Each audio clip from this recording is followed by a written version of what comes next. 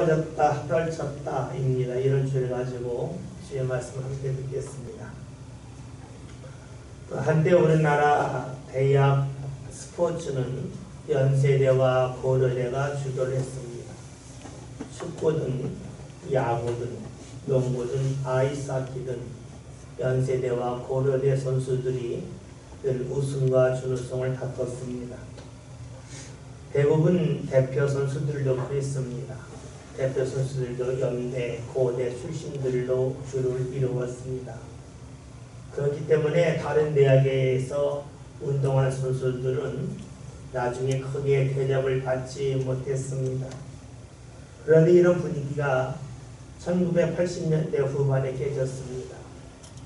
이것을 깨뜨린 그러한 팀이 바로 중앙대학교 농구부입니다. 당시 중앙대학교 농구팀은 대학에서 지질 않았습니다. 그리고 대학을 졸업한 실업팀들과의 경기에서도 거의 패배하지 않았습니다. 당시 중앙대학교에서 계속해서 승리를 이끈 대표적인 선수가 우리가 농구 대통령이라고 하는 허재 선수입니다. 허재 선수와 더불어서 그 당시 우리나라 최고로 키가 큰 농구 선수인 한기범 선수, 김유택 선수가 활약을 했습니다.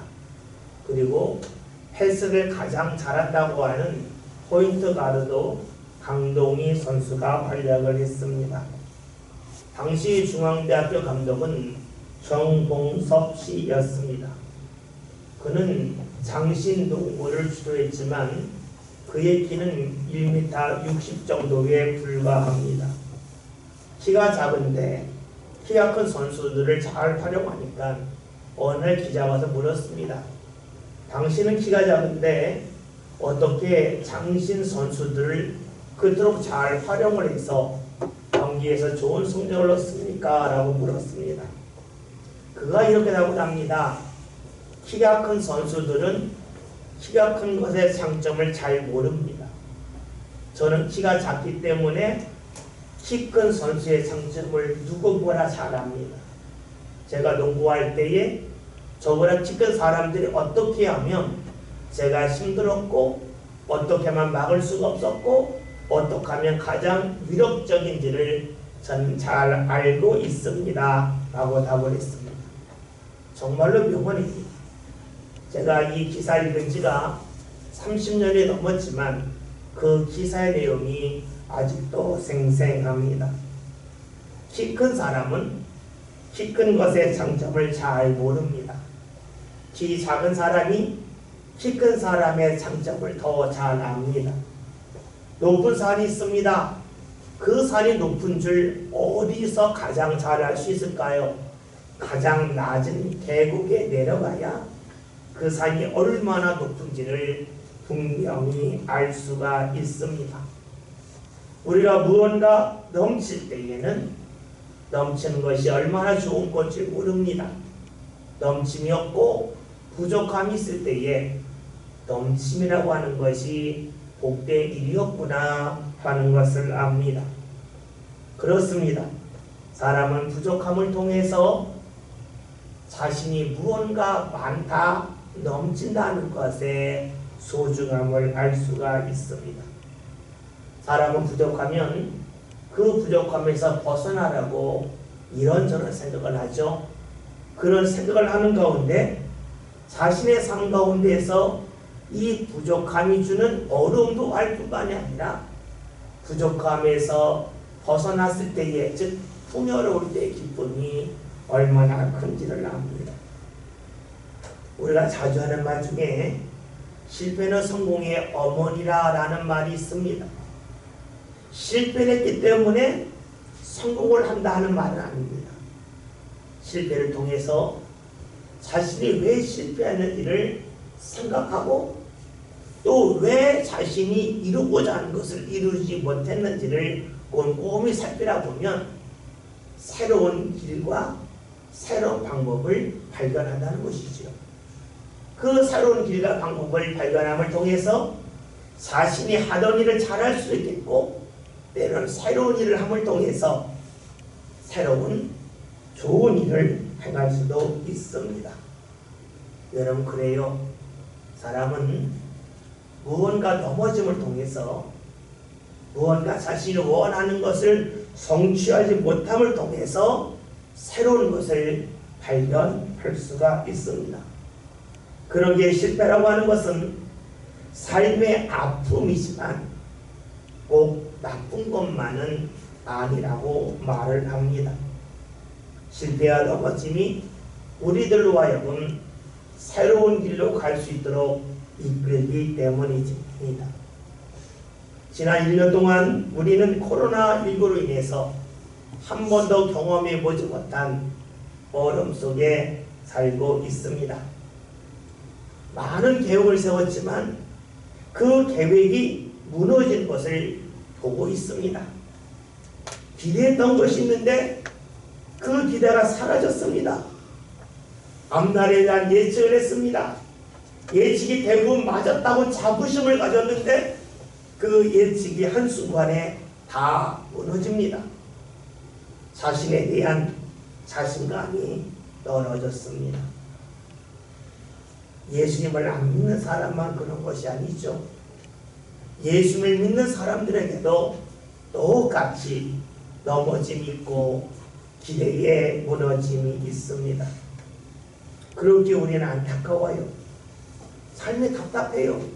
그러나 우리가 이런 안타까움과 답답함 속에서만 멈춘다면 우리는 무언가 새롭게 보고 새롭게 살아갈 수 있는 좋은 기회를 놓치고 말 것입니다. 자신의 키가 작음을 통해서 키 큰 선수의 장점을 누구보다 정확하게 알았던 중앙대학의 정봉석 감독처럼 오늘 우리들도 내가 부족하고 또 나의 기대가 무너짐을 통해서 우리의 삶 가운데 새롭게 볼 것이 무엇인지에 대하여 살펴보아야 하지 않겠습니까? 우리 오늘 말씀은 예상하지 못했던 어려움을 경험하는 이들의 모습이 나와 있습니다. 말씀을 볼까요? 1절부터 3절의 말씀을 다 같이 보겠습니다. 사흘째 되던 날 갈릴리 바다에 올려가 있어 예수의 어머니도 거기 계시고 예수와 그 제자들도 그의 전함을 받았더니 포도주가 떨어지니라. 예수의 어머니가 예수에게 이르되 저들에게 포도주가 없다니. 아멘. 말씀을 보면 가나라고 하는 지역에서 혼인잔치가 있었고 거기에 예수님과 예수님의 제자들이 초청을 받았습니다. 예수님의 어머니는 거기 계셨습니다. 그런데 한 가지 문제가 있죠. 포도주가 떨어졌다는 겁니다. 지금은 우리가 결혼식을 할 때 대부분 뷔페집에서 많이 합니다. 왜냐하면 얼마나 올지 정확하게 알 수가 없어요. 그러니까 음식이 많은 곳에서 잔치를 베풀면 음식에 대한 걱정이 사라지죠. 그러나 과거는 달랐습니다. 과거에는 잔치집에 누가 올지 다 압니다. 몇 명쯤 올 줄 압니다. 그러니까 어느 정도 음식을 준비하면 잔치를 충분히 치를 수가 있지요. 갈릴리의 가나도 그게 큰 지역이 아닙니다. 그러니까 혼인잔치 할 때에 몇 명이 올지 그리고 어느 정도 음식을 먹을 줄 압니다. 그런데 문제는 그 예상이 깨졌다는 겁니다. 또한 문제는 포도주가 떨어졌다는 거예요. 만약에 과일이 떨어지면 대체할 수가 있어요. 무화과가 떨어졌다 하면 대추 야자로 주면 돼요. 똑같은 과일이니까 주면 됩니다. 그런데 포도주는 그들이 먹을 수 있는 유일한 음료입니다. 그러니까 그것이 떨어지면 대체할 수가 없습니다. 잔치를 앞두고 철저히 준비했겠죠. 몇 명이 올 거다. 어느 정도 먹을 거다. 나름대로 준비를 했는데 그 기대가 끝납니다. 손님이 너무 많이 왔는지 준비를 적게 했는지 아니면 포도주를 준비하였지만 포도주를 옮기다가 땅에 쏟았는지 이유에 대해서 성경에서 말씀하진 않습니다. 단지 준비했지만 그 기대가 무너졌음을 말씀해 주고 있습니다. 여러분, 성경에서 왜 결과만 알려줄까요? 그것은 이유는 무척이나 많이 있을 수 있겠지만 대부분의 사람들이 이러한 일을 경험하기 때문입니다. 기대했지만, 예상했지만 그것이 무너지고 또 무너지는 일이 우리 삶 가운데 반복적으로 나타나고 있습니다. 그러니까 우리는 이 말씀을 읽으면서 갈릴리 가나 혼인잔치에서 일어났던 포도주의 부족함이 그 당시에만 있는 것이 아니요 오늘 우리 이 시대에도 똑같이 반복되는 사건임을 잘 알고 있습니다. 얼음 있을 때에 예수님의 어머니가 예수님에게 이야기하죠. 포도주가 떨어졌다라고 말을 합니다. 이때 예수님께서 어떻게 답을 하실까요? 4절의 말씀을 함께 봅니다. 예수께서 이르시되 여자여 무슨 상관이 있나이까 내 때가 아직 이르지 아니하였나이다. 아멘. 예수님 말씀은 두 가지입니다. 첫째는 나와 상관이 없다. 둘째는 내 때가 이르지 않았답니다. 이 두 말씀 중에 어디에다 초점을 맞추느냐가 중요합니다. 나와 상관이 없다 그러면 매정하신 분입니다. 그러나 뒤에 있는 말씀 내 때가 이르지 않았다에 초점을 맞추면 내 때가 되면 상관하겠다는 뜻이 됩니다. 지금 급한 것은 사람들의 마음이지만 아직은 주의 때가 아니기 때문에 주께서 가만히 계신다는 말씀이 되겠지요. 포도주가 떨어져서 급하겠죠. 그런데 주님께서는 사람이 급하다고 무조건 일하시는 것은 아님을 알 수가 있어요. 누가 이런 얘기를 하더라고요.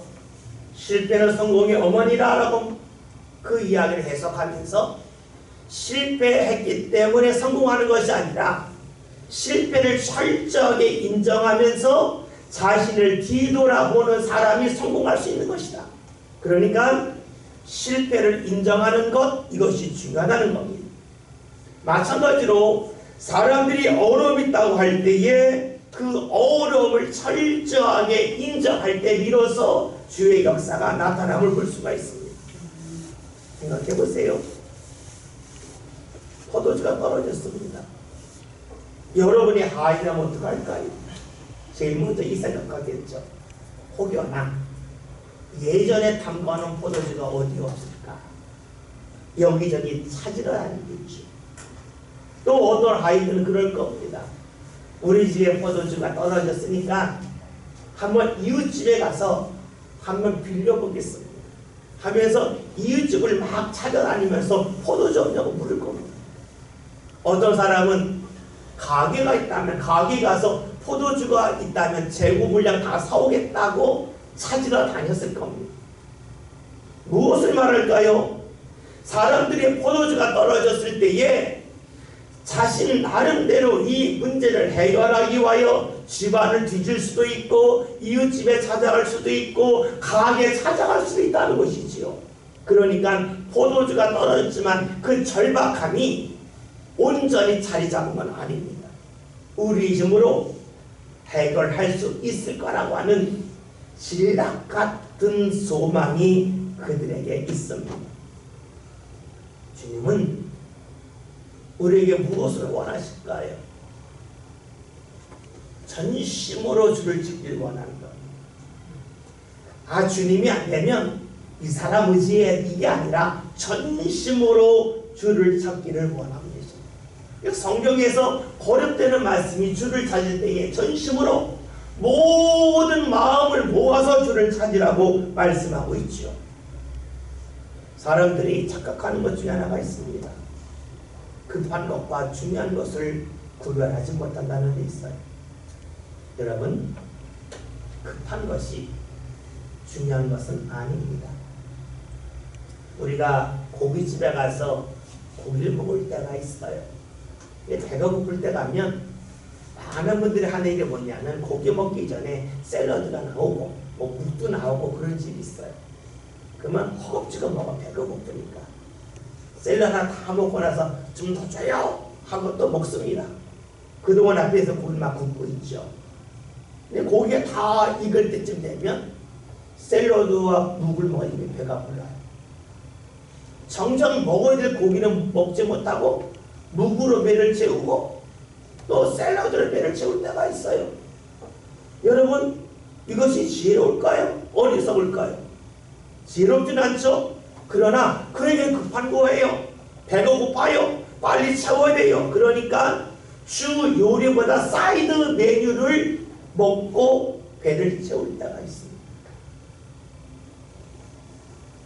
주님의 역사를 우리는 소망을 하죠. 우리는 급하기에 빨리빨리 주님 날 도와주기를 원해요. 그러나 주님은 우리가 급할 때에 돕는 분이 아니요, 가장 중요할 때에 역사하시는 분이에요. 그러기에 예수님 말씀하셨죠. 아직 내 때가 이르지 않았다 말씀하신 겁니다. 창세기에 등장하는 요셉을 생각해 봅시다. 요셉이 형들에게 미움을 받아서 형들이 요셉이 왔을 때 그를 큰 웅덩이에 집어넣습니다. 그런데 하나님께서 그를 건져주지 않으셨어요. 형들이 그를 건져서 애굽의 종으로 팔았습니다. 종살이 하다가 오해를 받고 옥에 갇혔습니다. 옥에서 나오고 싶죠?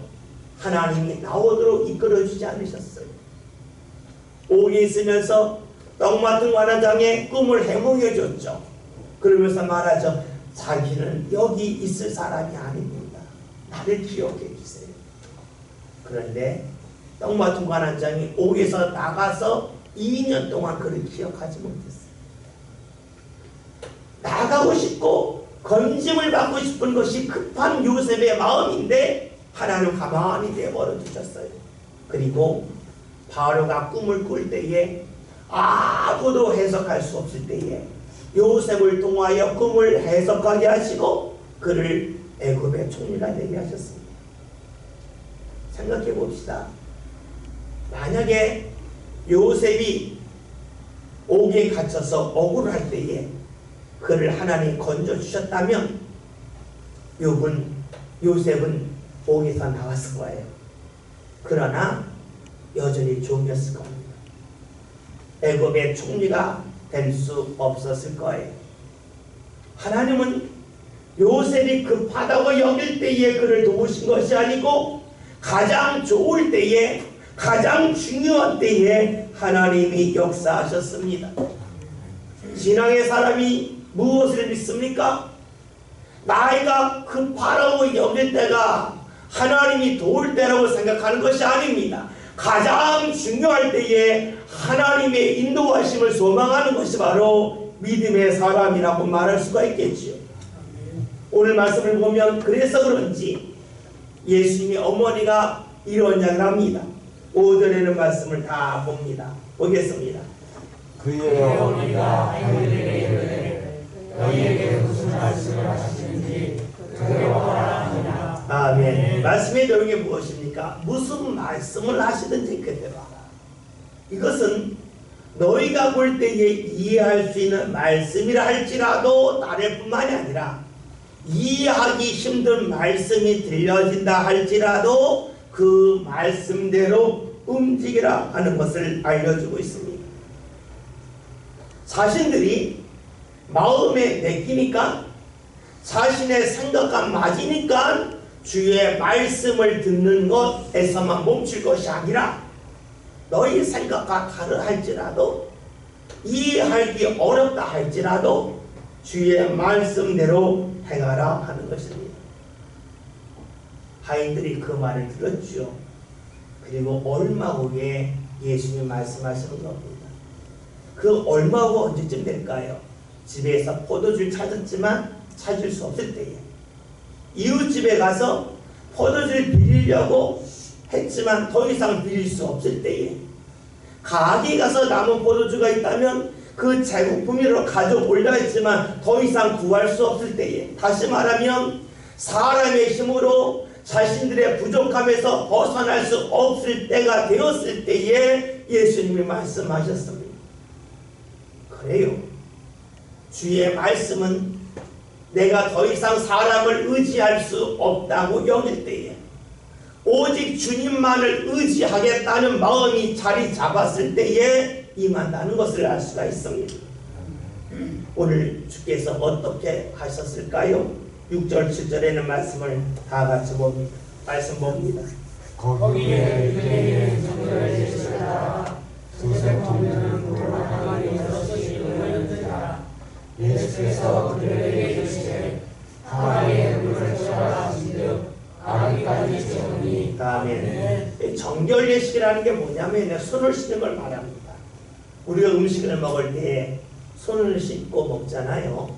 이스라엘 사람들도 음식을 먹을 때에 손을 씻었습니다. 이 손을 씻는 것을 정결 예식이라고 하고, 이 손 씻는 물이 들어있는 항아리가 있는데 그 항아리에 물을 채우라고 주께서 말씀하신 겁니다. 하인들이 물을 채우면서 어떤 마음이 있었을까요? 아마 하인들이 이런 마음 가졌을 거예요. 원래 포도주는 발효식품이죠. 숙성시켜야 돼요. 발효하고 숙성시켜야 돼요. 그런데 예수님은 포도주를 좀 만드는 비법을 알고 계실까? 우리가 포도주를 발효하려면 일정 기간이 필요한데 예수님은 빨리 포도주를 만드는 비법을 알고 계신 건 아닐까? 아마 그런 마음이 있었을 거예요.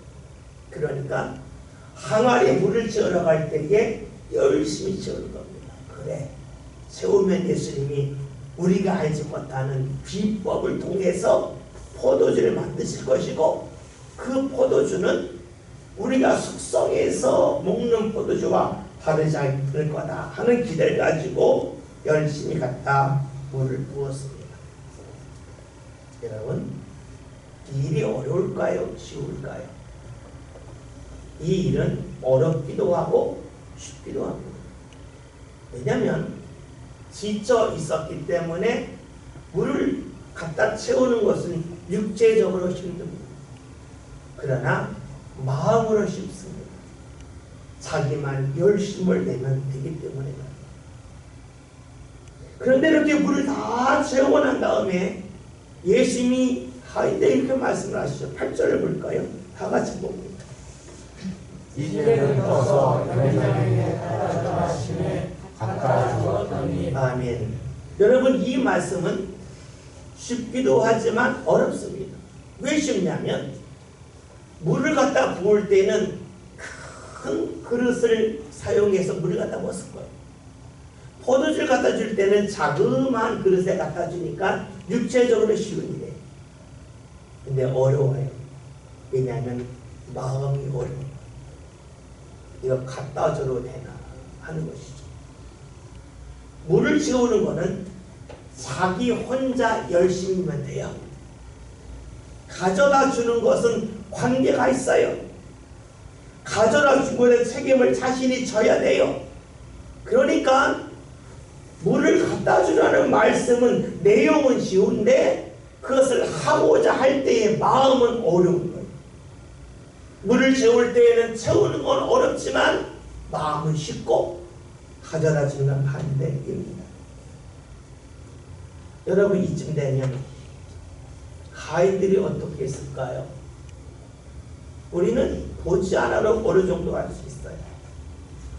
물을 채우라고 할 때는 모든 하인이 열심을 냅니다. 가져다 주라고 할 때에는 하인 중에서 하지 않는 사람이 반드시 있습니다. 이거 책임져야 되는데, 이거 가져다 주면 문제될 수 있는데 하는 마음이 든다는 것이지요. 여러분, 항아리에 물을 채운다고 하는 것은 신앙으로 보면 믿음의 씨앗을 뿌리는 겁니다. 가져다 준다고 하는 것은 믿음의 결실을 맺게 하는 겁니다. 믿음의 씨앗을 뿌림에 있어서는 누구나 할 수 있습니다. 포도주가 떨어졌습니다. 자신감이 떨어졌습니다. 기대가 무너졌습니다. 내가 하는 일이 잘 되지 않습니다. 여러분, 그렇다면 하나님 앞에 나오는 일이 어렵습니까? 어렵지 않습니다. 주께가 도우실 거다. 내 기대가 있기 때문이죠. 그러나 물을 갖다 주라고 할 땐 달라지는 겁니다. 자신의 생각과 다르기 때문입니다. 자신이 기대했던 것과는 다르기 때문에 그렇습니다. 주의 말씀이 나의 기대와 같다면 얼마든지 할 수 있습니다. 씨앗 뿌릴 수 있습니다. 그러나 주의 말씀이 자신의 기대와 다르면 어떻게 될까요? 자신의 생각이 가늠막습니다. 그러기에 움직이는 것이 힘듭니다. 말씀을 듣고 주저하지요. 예수님이 예루살렘에 올라가셨을 때에 많은 사람들이 환호성을 질렀습니다. 제자들도 당당하게 예수님을 따라갑니다. 예수님이 왕이 되실 거다. 그러면 나는 높은 지위를 차지할 거다. 얼마나 좋습니까? 그런 기대가 있기에 예수님을 따라서 예루살렘에 올라갑니다. 많은 사람이 갔어요. 그러나 예수님이 잡히시자 제자들이 도망갑니다. 십자가에 달리셨을 때는 거의 남지 않습니다. 왜 그럴까요? 자신들의 기대가 무너졌기 때문입니다. 주님의 말씀과 주님이 하시는 일이 내가 생각하고 기대한 것과 일치한다면 얼마든지 할 수 있어요. 항아리 물을 채우는 것 그쯤이 얼마든지 하지요. 그러나 자신의 기대와 다른 일을 주께서 하실 때에 우리는 주저합니다. 항아리는 물을 가져다 주라 할 때에 주저합니다. 그것은 육체가 힘들기 때문이 아니에요. 자신의 생각을 떨쳐내기가 어렵기 때문입니다. 신앙생활이 누구에게 어려울까요? 몸이 힘든 사람일까요? 아니에요. 자신의 생각을 말씀 앞에서 떨치지 못하는 사람에게 신앙생활은 어렵습니다. 물을 채우는 것에 비하면 물을 가져다 주는 거 얼마나 쉬워요.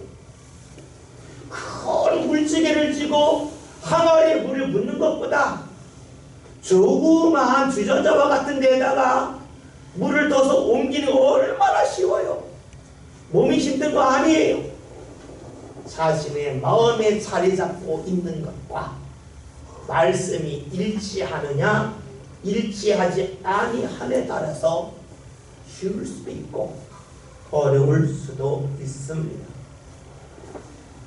오늘 우리의 말씀을 보면서 가인들이 물을 떠다주는 것을 봅니다. 누가 그랬을까요? 자신의 마음을 생각을 떨친 사람들입니다. 육체적으로 힘든 게 아니에요. 마음의 갈등을 내려놓고 떨친 사람들만이 주의 말씀에 따라서 물을 떠다 줍니다. 이런 이들을 통해서 주의 역사가 나타나지요. 9절 10절을 함께 봅니다. 남편은 물론의 도둑을 바꾸고도 어디서 났는지 알지 못하게 물떠온 가인들을 만나라. 양양의 신하를 불러 말하되 사람마다 먼저 좋은 포도주를 내고 취하기에 낮은 것을 내거늘 그대는 지금까지 좋은 포도주를 두었다 하냐. 아멘. 여러분, 자신의 마음에 있는 생각을 떨쳐낸 사람이 말씀에 순종하였고, 이렇게 순종한 자들의 믿음 가운데 주의 역사가 나타났습니다. 물이 변하여 포도주가 되었지요. 여기서 물어봅시다. 여러분이 그 자리에 있었다면 여러분은 어떤 사람이었겠습니까? 항아리에만 물을 채우는 사람이겠습니까? 아니면 물까지 떠다주는 사람이었겠습니까? 여러분은 지금 살아가면서 주의 말씀이, 때로는 주의 감동이 여러분의 생각과 일치할 때만 따르십니까? 아니면 내 생각과 다를 때에 말씀을 멀리하는 것이 아니라 내 생각을 떨쳐내고 말씀을 따라가고 계십니까? 우리의 모습에 따라서 우리는 신앙의 씨앗을 뿌리는 사람에서 멈출 수도 있고 신앙의 풍성한 결실을 얻는 사람이 될 수도 있습니다. 오늘 성경에서는 신앙의 결실을 맺는 사람의 모습을 보여줍니다. 자신의 생각으로는 받아들이기 어렵다 할지라도 자신의 생각을 떨친 사람에게 그 믿음 가운데 주의 역사가 나타나서 물이 변하여 포도주가 되었음을 말씀하고 있습니다. 자신들이 원했던 기대가 땅바닥에 떨어졌습니다. 자신들에 대한 자신감도 떨어졌습니다. 그러나 이들이 주의 말씀에 따라 자신의 생각을 떨치면서까지 순종하며 나갈 때에 이들은 자신의 삶 가운데 있는 어려움을 떨쳐낼 수가 있었습니다. 오늘 말씀 제목이 떨어졌다 떨쳤다 입니다. 가나 혼인잔치에 있는 사람들이 포도주가 떨어졌습니다. 자신의 계획이 무너지면서 자신감도 땅에 떨어졌습니다. 이런 이들이 주의 말씀을 듣고 움직임에 있어서 자신의 생각을 떨쳐버렸을 때에 주님께서는 그들의 삶에 있는 걱정과 어려움을 떨칠 수 있도록 이끌어 주셨습니다. 이런 역사는 가나 혼인잔치에서만 일어나는 것은 아닙니다. 주님께서는 오늘 우리들 삶 가운데도 우리가 믿음의 씨앗을 뿌리고 믿음의 결실을 맺기를 원하고 계십니다. 무언가 부족할 때 주님 앞에 구하고 또 구하는 데서 멈추는 것이 아니라 내 생각과 다른 주의 말씀이 임하였을 때에 말씀을 떨쳐버리지 아니하고 자신의 생각을 떨쳐버리기를 원하고 계시지요. 그런 사람을 통해서 주의 역사가 펼쳐지기 때문입니다. 오늘은 우리 교회 창립주일입니다. 창립주일을 맞이하여 저는 이런 소망이 있습니다. 우리 교회 성도들이 믿음의 씨앗만 뿌리는 것이 아니라 믿음의 결실을 맺는 은혜의 자리에 꼭 이르렀으면 좋겠습니다. 아멘. 그 방법이 뭡니까? 어렵기 때문에 주님에게 구하는 것, 거기서 멈추는 것이 아니지요. 주의 말씀이, 주의 감동이 내 생각과 다를 때에, 내 삶의 습관과 다를 때에 말씀을 떨치는 것이 아니요, 내 생각을 떨쳐내고 내 삶의 습관을 떨쳐내야만 합니다. 그럴 때 비로소 우리는 신앙의 씨앗만 뿌리고 믿음의 씨앗만 뿌리는 것이 아니라 신앙의 결실, 믿음의 결실을 맺을 수 있기 때문입니다. 여러분, 자신감이 떨어졌습니까? 무언가 하는 것이 안 돼서 기대가 무너졌습니까? 주님을 찾읍시다. 주님을 찾고 주의 말씀과 감동이 임할 때에 내 생각과 타들을 할지라도 내 것을 떨치고 주의 말씀을 따라갑시다. 그리하여서 주의 인도하신 가운데, 주의 은혜 가운데 우리 삶에 있는 걱정과 근심을 떨치게 하여 주시는 주의 이끄심이 저와 여러분 삶 가운데 온전히 나타날 수 있기를 주의 이름으로 기원드립니다. 아멘.